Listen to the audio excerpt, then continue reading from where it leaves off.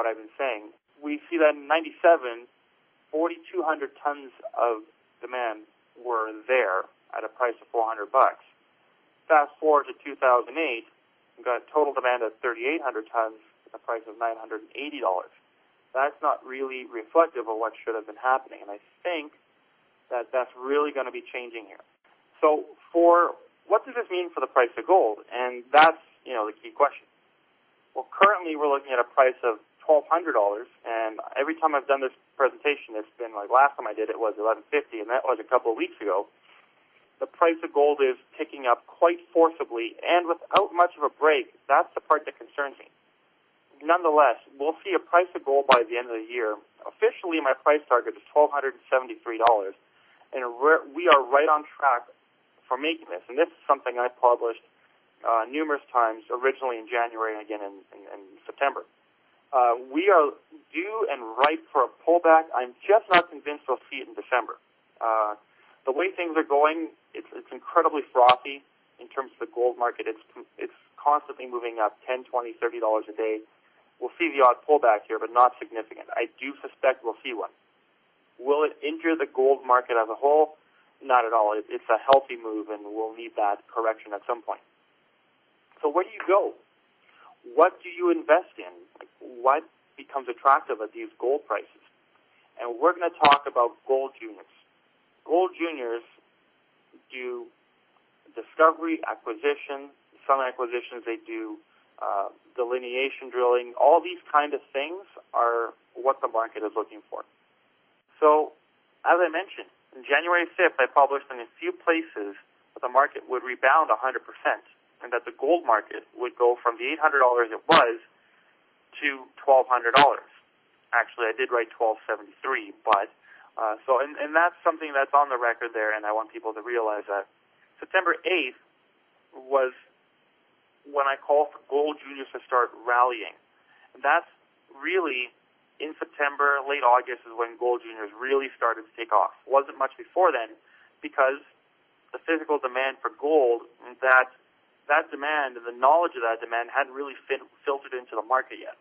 So that's when things really started to move, and we can see that. So there's a couple of relationships we need to know about. And these are things that kind of guided what I do when it comes to investing in and knowing about the gold market. Gold majors typically, and still do, have a relationship, a trading relationship of 1-to-1 with the price of gold. So as a basket, your Barracks, your Goncalves, and so on will trade on average 1-for-1 with the price of gold.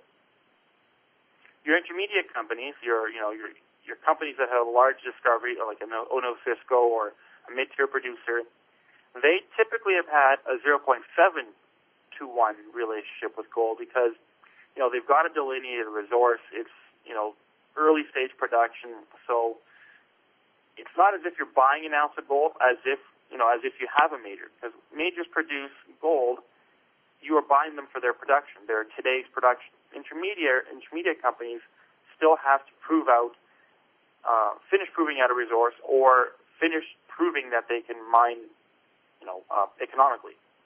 So their relationship typically runs at about a 0.7-to-1. And gold juniors for years have had a relationship of 0.2 to 0.3-to-1. And that's because you weren't buying gold. You were buying management. You were buying the ability to raise capital. You were buying the ability for the geologists to find said gold. So this was not an investment in gold at all. I mean, at that point, you're investing in management ability.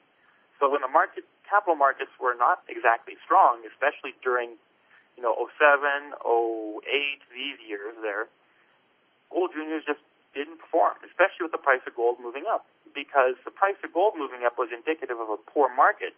And when you have a poor market, people don't want to invest in something speculative. So that's why gold juniors did not move. The relationship now has changed quite significantly. Gold majors have the same relationship, and that's really not going to change very much. Gold mid-tiers, the relationship has changed from a 0.07 to a 1.5 because we're giving them a bigger premium. And capital markets, quite frankly, are much stronger Therefore, people are willing to put that risk money in there. But the big appreciation comes in the juniors, where they go from a 0.2 to 0.3 to 1 relationship to 3.5 to as much as a 5 to 1 relationship. In terms of a 5 to 1 move in the price of gold. And that's happened because the capital markets are very strong now. The price of gold is much stronger as well. And with this new physical demand for gold, gold majors, companies that are producing gold, need to replace their production.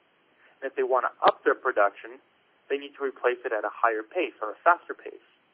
And that means they need to acquire more gold junior or intermediate companies at a faster pace, and this will end up coming at a premium because of the bidding battles that will go through and so on. So we'll really see an appreciation in juniors, and that's exactly what we've seen. Take a pick here. My poster boy child here has been Richfield Ventures. And this is a company that I recommended originally back in July at around 12 cents and reached $1.88 in early October. And right now it's trading at $1.40. And this is kind of my poster boy of a junior. They undercapitalized, underfunded, but have a good asset. They drill it, and they hit a 97% drill success rate.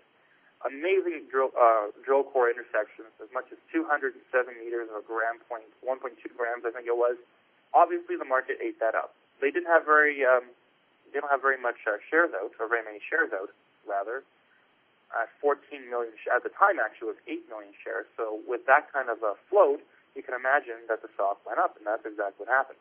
Riverside Resources has been a pick I've had for a long time. Management that I love, quite frankly. These guys are building a company. They're building a business. They're not strictly trying to find a resource just to try to sell it or whatnot. I mean, they are trying to build a billion-dollar company. That is what John Mark says every time we talk. And he's on his way to do so. The stock's appreciated quite well over the past 6 months or so, from about 30 cents to 70, but that's for good reasons. They drilled the Sugarloaf Peak property, which has 1.2 million historic ounces, and they have attracted more partners. Nile Gold Resources is on here because they've got an interesting project, but the main reason is they're in the process of completing a 43-101, which the market is anxiously awaiting. The 43-101 could potentially host 1 million ounces or more. And that being said, it should appreciate the company's price significantly.